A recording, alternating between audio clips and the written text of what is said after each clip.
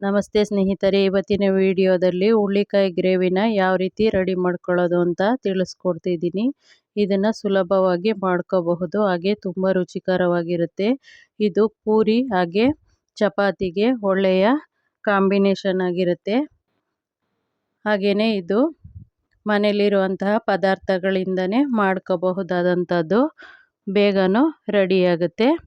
ಇದಕ್ಕೆ ನಾನು ಮೊದಲಿಗೆ 8 ಬ್ಯಾಡಗಿ ಮೆಣಸಿನ್ಕಾಯಿ, ಸ್ವಲ್ಪ ಶುಂಠಿ, ಒಂದೆರಡು ಬೆಳ್ಳುಳ್ಳಿ ಸಿಪ್ಪೆ ತೆಗೆದಿರೋದು, ಸ್ವಲ್ಪ ಪುದೀನ, ಹಾಗೆಯೇ 3 ಈರುಳ್ಳಿನ ತಗೊಂಡು ಫಸ್ಟ್ಗೆ ರುಬ್ಕೊಳ್ತೀನಿ. ಆನಂತರ ಪುದೀನ ಸೊಪ್ಪು ಸೇರಿಸಿ ರುಬ್ಕೊಂಡಿದ್ದೀನಿ. ಇಲ್ಲಿ ನಾನು ಒಂದು 300 ಗ್ರಾಮಷ್ಟು ಹುಳ್ಳಿಕಾಯಿನ ಕಟ್ ಮಾಡಿ ತೊಳೆದಿಟ್ಕೊಂಡಿದ್ದೀನಿ. ಇವಾಗ ಒಂದು ಕಡಾಯಿಗೆ ಸ್ವಲ್ಪ ಎಣ್ಣೆನ ಸೇರಿಸ್ಕೊಂಡಿದ್ದೀನಿ.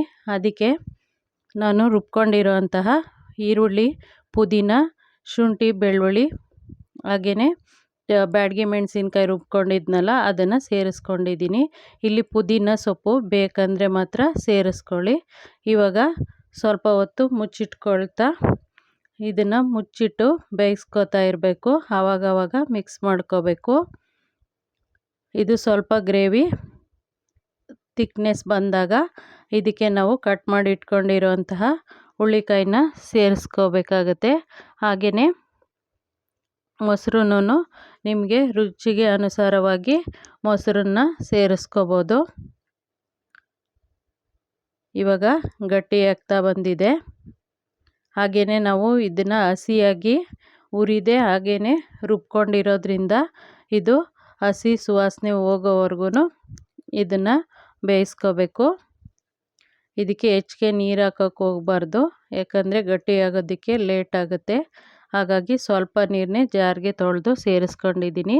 ಇವಾಗ ನಾನು ಅಚ್ಕಾರದ ಪುಡಿ, ಅರಿಶಿನ ಪುಡಿ, ಧನಿಯಾ ಪುಡಿನ ಸೇರಿಸ್ಕೊಂಡಿದ್ದೀನಿ. ಹಾಗೆ ಸ್ವಲ್ಪ ಗರಂ ಮಸಾಲ ಪುಡಿನ ಸೇರಿಸ್ಕೊಂಡು ಮಿಕ್ಸ್ ಮಾಡ್ಕೊಳ್ತೀನಿ. ಇವಾಗಲೇ ಮೊಸರನ್ನು ಹಾಕ್ಕೊಂಡು ಮಿಕ್ಸ್ ಮಾಡ್ಕೋಬೋದು. ನಾನು ಹುಳ್ಳಿಕಾಯಿನ ಹಾಕಿದ ನಂತರ ಮಿಕ್ಸ್ ಮಾಡ್ಕೊಂಡಿದ್ದೀನಿ. ಮತ್ತು ಒಂದು 5 ನಿಮಿಷ ಬೇಯೋದಕ್ಕೆ ಬಿಡ್ತೀನಿ. ಮೀಡಿಯಮ್ ಫ್ಲೇಮಲ್ಲಿ ಬೇಯಿಸ್ಕೋಬೇಕು. ಇವಾಗ ಹುಳ್ಳಿಕಾಯಿನ ಸೇರಿಸ್ಕೊಳ್ತೀನಿ.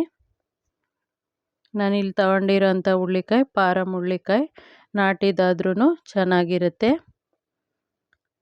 ಇದಾದ ನಂತರ ನಾನು 1 ಬೌಲಷ್ಟು ಮೊಸರನ್ನ ಸೇರಿಸ್ಕೊಂಡಿದ್ದೀನಿ. ಈ ರೀತಿ ಮಿಕ್ಸ್ ಮಾಡಿಕೊಂಡು ಸ್ವಲ್ಪ ನೀರನ್ನ ಹಾಕ್ಕೊಳ್ತೀನಿ. ಬೌಲ್ಗೆ ಒಂದು ಸ್ವಲ್ಪ ನೀರನ್ನ ಹಾಕಿ ಮಿಕ್ಸ್ ಮಾಡಿ ಸೇರಿಸ್ಕೊಂಡಿದ್ದೀನಿ.